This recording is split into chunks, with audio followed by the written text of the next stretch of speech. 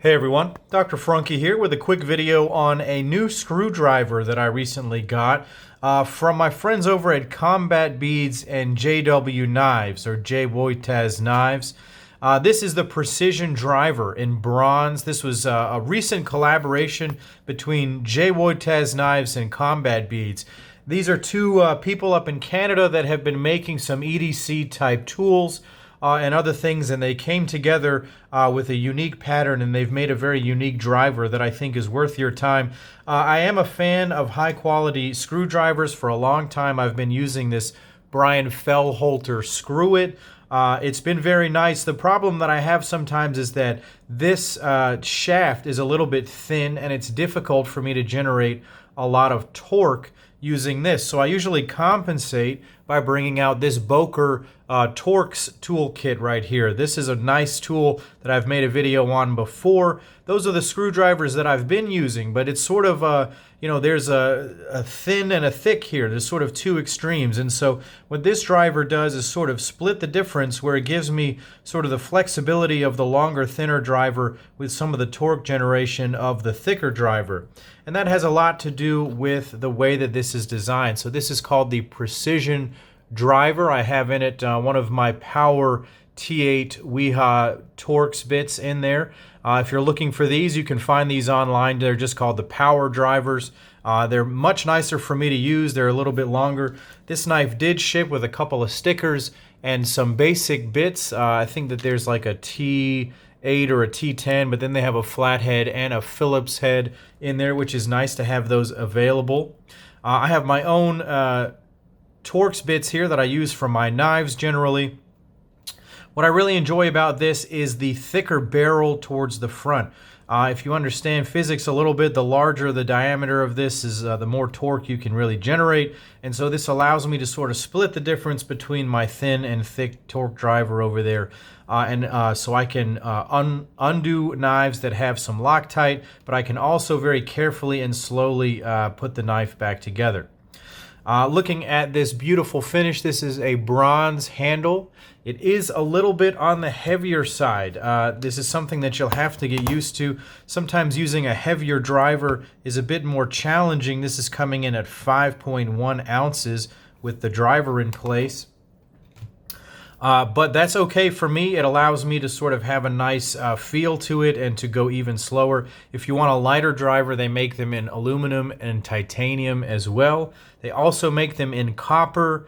They do the bronze and the copper in both sort of a normal, a satin, and an aged finish. This is the aged finish on the bronze.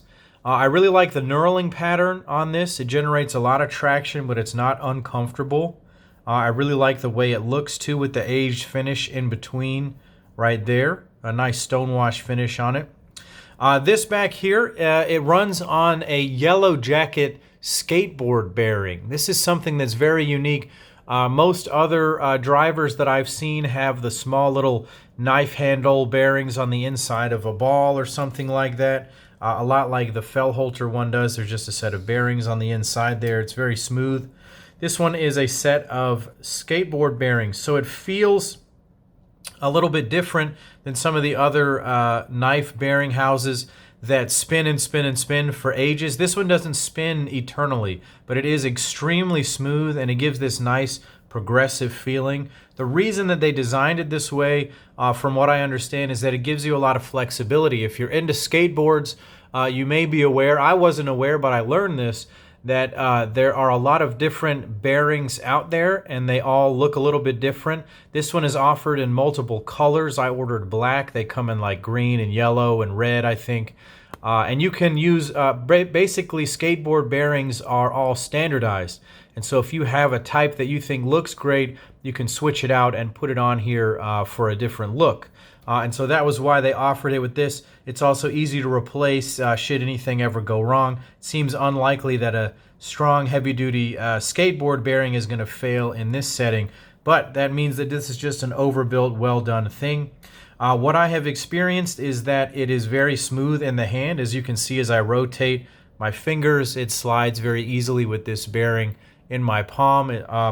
One of the things that this driver does, when you wrap your fingers around it, your fingers do come into contact with this angled area, this beveled area right here, it gives you almost a break on the device. So it rotates in your pinky finger. Your ring finger provides sort of a slow down effect, and then you're able to generate the torque. So you really do have very good precision with this driver.